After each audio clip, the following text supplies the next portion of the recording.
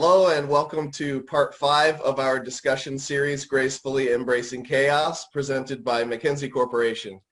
We're here with Jenny and Katie, co-owners of McKinsey Corp.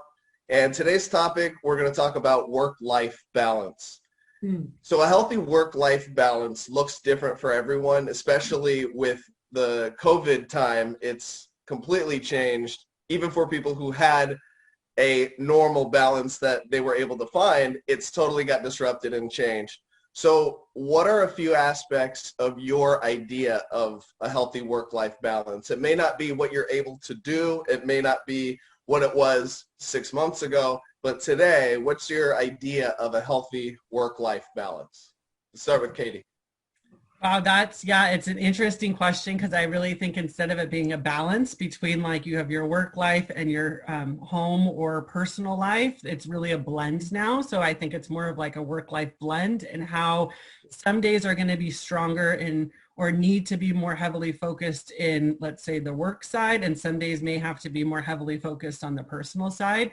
And at least for myself and Jenny, we both have 2 kids who are now doing the distance learning. So that's its own area of opportunity for growth, I will say, instead of a challenge, to be able to balance. Mine, at least, I have a freshman in high school and a 5th grader, so they're a little bit more self-sufficient, but they definitely pop in and out as we're here. And we were even just chatting about being able to have the flexibility to say, okay, today I'm going to go actually physically into the office and get some things done because I need to put my head down and crank some stuff out. So I think that's a big thing, is now realizing that there isn't just like a typical day like there used to be. But for me, in terms of being able to feel a little bit more balanced, is always making sure that I have time in the day. And generally I start in the morning by doing at least an hour walk, being able to have time to be able to set just for myself. So whether that's catching up with a friend on the phone or listening to a podcast to feel inspired. But for me, if I don't start the day with an hour and a half of just me time, now I will say my alarm went off at 4:30 this morning to be able to get that. So that's not always the best and most enjoyable, but I would rather get up super early to get my hour in to feel a little bit more balanced in the day. So it's an interesting thing right now for sure. I agree. I don't think that there's a balance. I mean, you're never going to be 50-50 of where things are, or whatever percent that is. I think we're both obviously working moms and wives and friends and daughters. I mean, we all have so many roles that we're playing right now. I do think it is good, though, to kind of always do an inventory of where you are and checking in. And it's going to be out of balance sometimes. I mean, that is a thing. This week happens to be very, very busy at work, that we're just doing a lot of things, a lot of meetings. I think clear expectations with your family is definitely needed. I mean, sitting down with my husband and even with my kids, mommy's got to go to work this week, go to work this week. I've got a lot of meetings this week, and letting them know up front what's happening. And then really taking advantage of the times in the afternoons when I don't have things going on, or the weekends. But definitely I'm not a morning person, or haven't been, but I've been trying to get up earlier. So I don't even know about this 4:30 situation. I've been getting up. I have a kindergartner and a 4th grader. So I've been getting up at 6:30. And it is interesting because now they're like inching into my time. My 4th grader has been waking up at 6:30 to go with walks with me.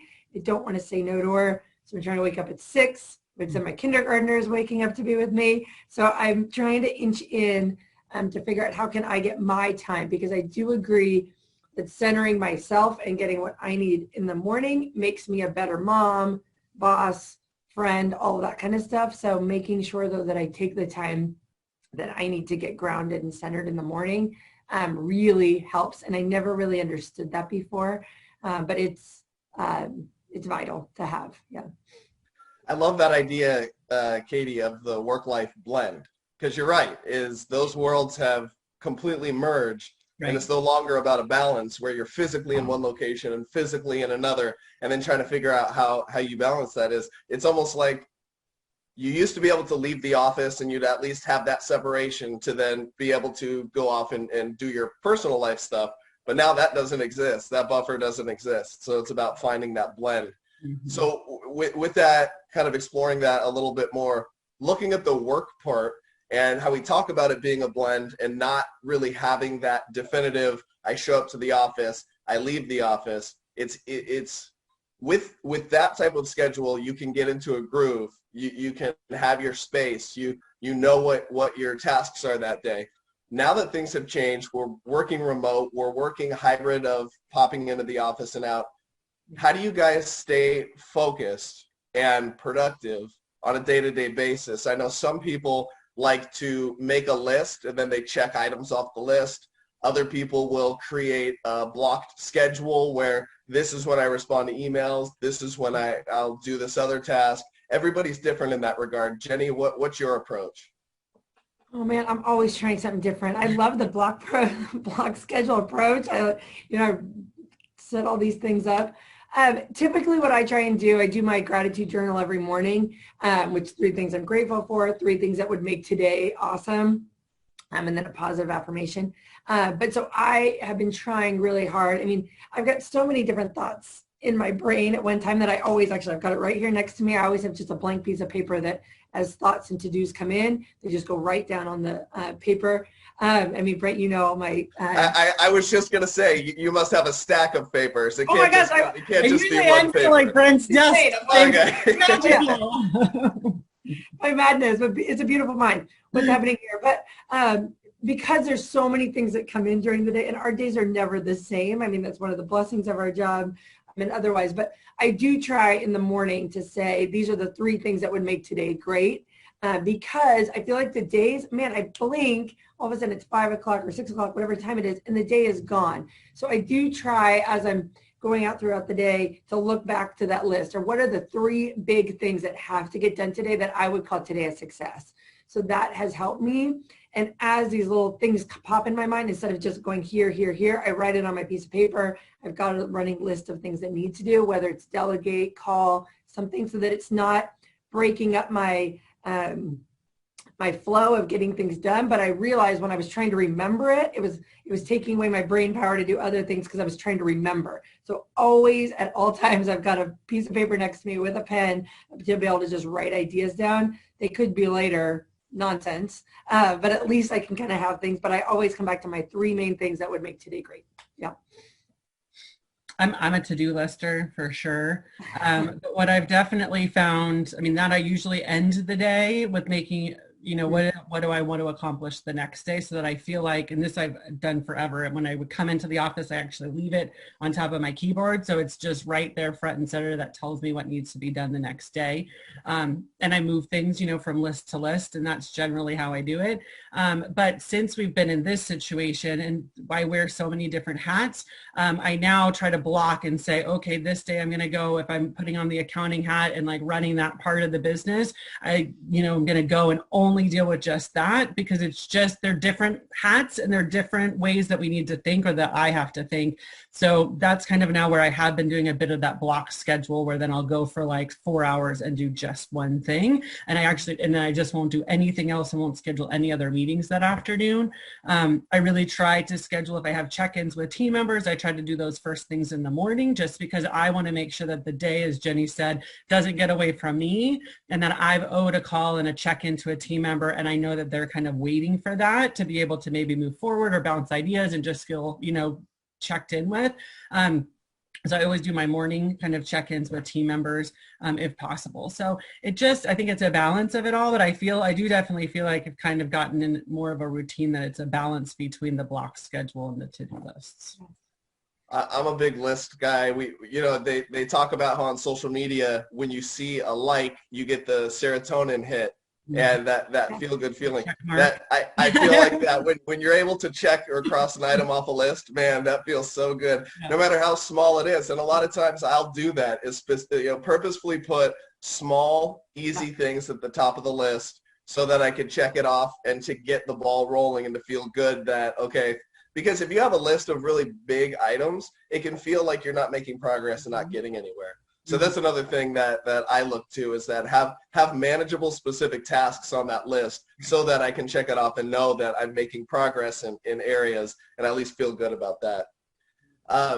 Shifting over now to the life part, and we had talked about how, and as business owners, you guys have a different situation than someone like me, where in theory, when I leave the office on Friday, I cannot touch anything until I come back on Monday.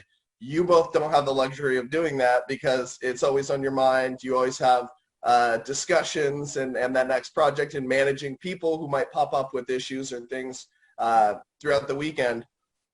How do you emotionally and mentally distance yourself from work when you have the opportunity to? And you had mentioned a couple of things like what you do in the morning, or listening to a podcast or things like that. If you knew that you were going to have an hour, say at the end of the day, where you didn't have the family, you didn't have any of those responsibilities, there was your time at the end of the day, what would you do with it? Right now, I would jump on the last time you had an hour of just an hour by myself. I would know right now. I would jump on my Peloton instead of even doing a class. I would just watch Netflix at the same time, so I could just totally zone out and get some exercise at the same time. So that is honest answer on that. I think there is not very often that there's an hour with nothing to do, but I do think it. I really do try as much as possible to take at least one day of the 2 on the weekend and not check emails and not do anything. If anything, and I know that something's kind of looming over me at the end of Friday, I'll again communicate with Ron, and I'll sometimes go in for a couple hours on Sunday late afternoon to the office so that I can just actually get some things done to be able to feel like I'm setting myself up for success on Monday. And by knowing that going into the weekend that I'm going to do that Sunday afternoon, it allows me to, like Jenny said, to kind of free myself from feeling like I have to think about things, because I'm already carved out time to say, okay, if I give 100% to my family for the day and a half on the weekend, that this Sunday afternoon for a couple hours, I'm going to go and deal with those things. And it's just a way of being able to give yourself kind of the freedom to release in these different moments, knowing that you've kind of generated some time. So funny, Kate, it just made me think, as growing up, Dad always worked on Saturdays. Always. And I thought, man, that's so sad that he works on Saturdays. But I also think, I appreciate you saying of leaving on Friday and not having to think, but all employees and people these days, it's so easy to just continue. And we've got very dedicated people that continually think. But I do think, and now it's just different looking at things. I think that he would go in on Saturdays, and he really would go in on Saturdays, because then he could get things done and move things over and just be in his space and not have to be worrying about do you have a minute, all those type of things, which is interesting, not having those, hey, do you have a minute pop-ins? I miss them, and they're nice not having the, hey, do you have a minute? That would derail your entire day. It's funny. But I was chatting with a really good girlfriend this morning. So one, how do I separate? We've got really good work friends. So I've got work friends that are always brainstorming, always thinking. But then we have other friends, that, especially where we grew up in Orange County, that are in completely different spaces for us. They're teachers, they're other things. And it's so awesome to just go. And they don't know anything about our work world. We don't really know much about their world. And that way, it's just, I can completely shut off. I don't have to worry about it, because definitely, Kate and I hang out on the weekends. We're business owners, probably best friends, and our kids hang out. So it is easy while we're sitting at the pool just talking about work. So it's nice when others are there, that we don't have to get caught up in that. I am trying to figure out, though, I took the Enneagram test relatively recently. If anybody's taken that test, I'm a 3 and an 8. So I'm an achiever and a challenger, which, let me just tell you, it's exhausting being a 3 and an 8. And I was realizing there were these memes recently, and one of them was the different Enneagrams and them taking a bath, which sounds really random, but some of them just can relax for an hour, some of them can whatever. Well, a 3 is sitting there on her laptop while she's taking a bath, and then an 8 is like, this is dumb. Why would I sit here for an hour and do nothing? So I want to be a reformed 3 and 8 where I can just sit and enjoy. I don't really know what that means. So I don't know. I was actually just having a similar conversation with some of my friends, is that, well, a lot of us are not the type to have a vacation where we go and sit on the beach for however many hours and just chill out and relax. Even something like needing a book, needing a Rubik's Cube to be holding, so something that's engaging, it helps relax. You know, how that works. Which is so random. And this is super random and off topic, but since quarantine, I've learned how to French braid and Dutch braid my kids' hair. I picked up not needlepoint, what is stitching?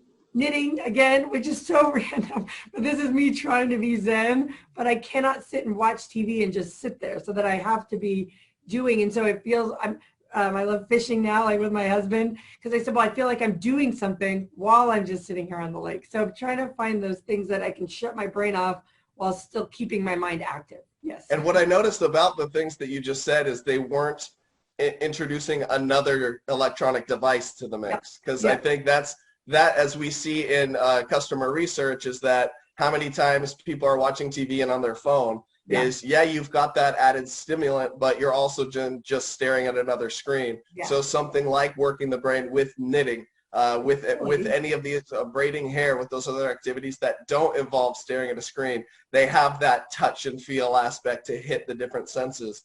That's really important. In a different way. And I think that like relaxes me in a different way. So, so ever since I've worked for Mackenzie, you guys have done a really great job of encouraging employees and the team members to have a work-life balance. I know part of it had been Katie organizing the Ragnar events and doing Tough Mudder and things like that. What are some ways that you both feel that you encourage employees to maintain a healthy work-life balance? And I know it's different now because of that disconnection. So thinking more just broadly, even spanning back, 5 years to when you guys first started to take hold of the reins of the company. Well, what are some ways that you guys try to make that a priority? I think a big thing is we really do encourage people to take vacation and take time. I mean, we have a very robust PTO policy, and it always surprises me that people who have accrued like 100 hours that I'm just like, good Lord, take a week off. Like, it's so important. But I realize we can say that. And so now we actually just live it through our own examples, and we take time. So we each take a week at a time in the summer, and sometimes every other year. For me, I take 2 weeks off and fully disconnect and not check emails and not check in, and trying to, I guess, lead by example of those types of balances. We try not to send emails on weekends. We try not to send emails after like 6 p.m.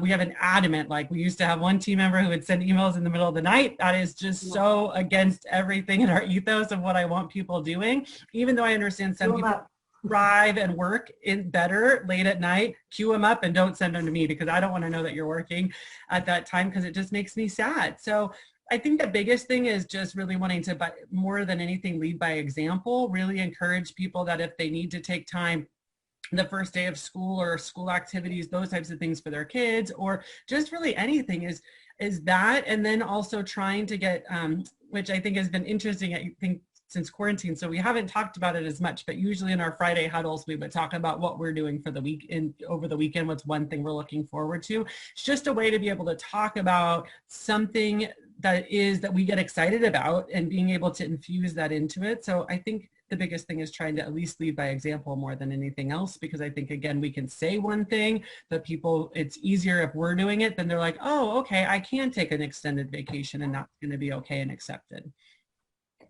Yeah, I mean, definitely, because I was going to say take vacations. And it seems like such a funny thing, I think, in the beginning, that people were like, well, why do I need to take vacation? We're working from home. We're doing these things. But 100%, especially during this time when it's constant and you can't turn it off, we've been encouraging people, take time with your families, make sure that you're whole, figure out what's going on. And we're doing the same type of things, of these, obviously safely, staycations, and figure out the right way. But it is so important during this time, with all this stress that's going on, that I don't think that people realize the buildup that happens.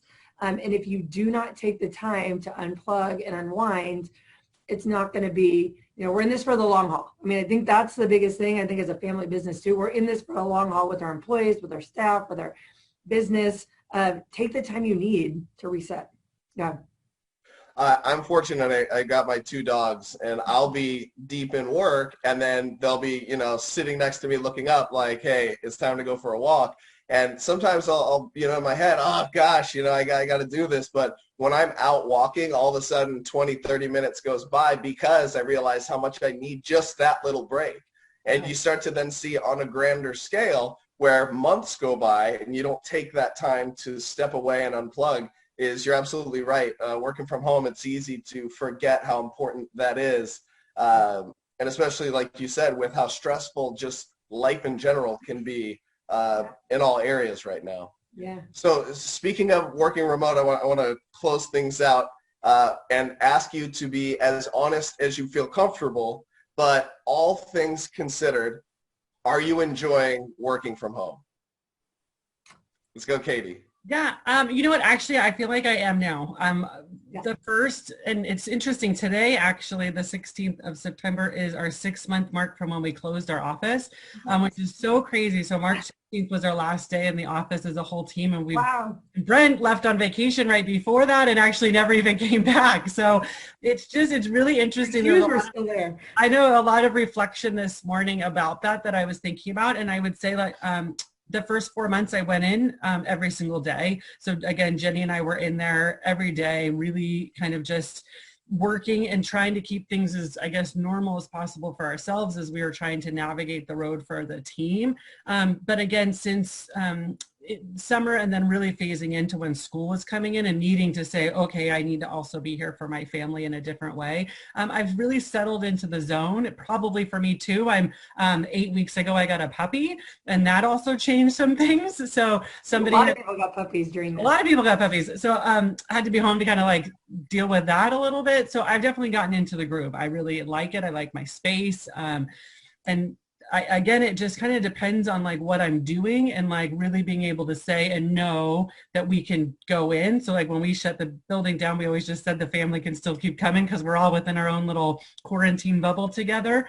So I've had that blessing to be able to do that. And so it's nice now being able to have that balance to take a break, like you said, and go on a walk in the middle of the afternoon, which, you know, we used to do, but being able to do that with the kids or start work super early and then be done at like 3 or 4 to be able to have the afternoon to do things. I think it's just cool. I took one of our team huddles from the beach one morning because the kids wanted to go watch the sunrise at the beach, and realizing that actually there was 2 other people within probably, you know, the space all around me who were also both working on their laptops, and realizing that that's not kind of a weird thing anymore, that you can do things. I've taken board call meetings walking through the creek with Jenny one day and with the kids, and being able to be active, engaged on a nonprofit board call. I mean, I think there's just different ways of doing things, and it's taken a lot of, I will say, personal growth. And talking about the honesty, I had a perception of what working remote was, and I fully acknowledge that that perception probably wasn't totally right. And now that I'm like living in it, I'm understanding how we can be super productive in different spaces, that it's about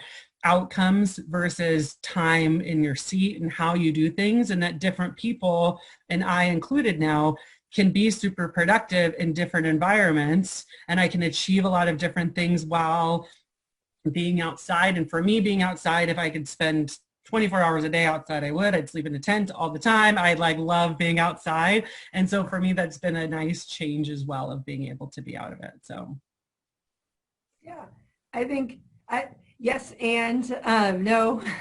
I think the biggest thing that I miss is people.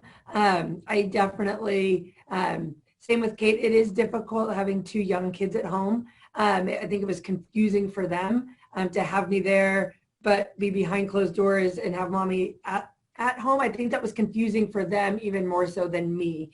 And before I would go to work, I was at work, and when I came home, then I was mom. And so I think that was really difficult. So I think regardless of what situation you're in, but for me with young kids at home, it is difficult getting things there.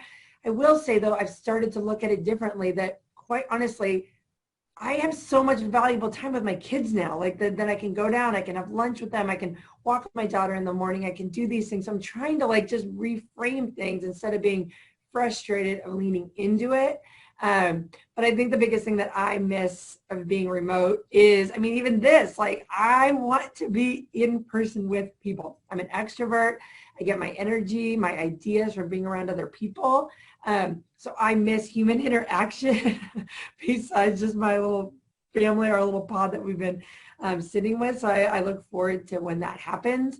But I agree with Katie. I think that the future of the workforce is going to be different.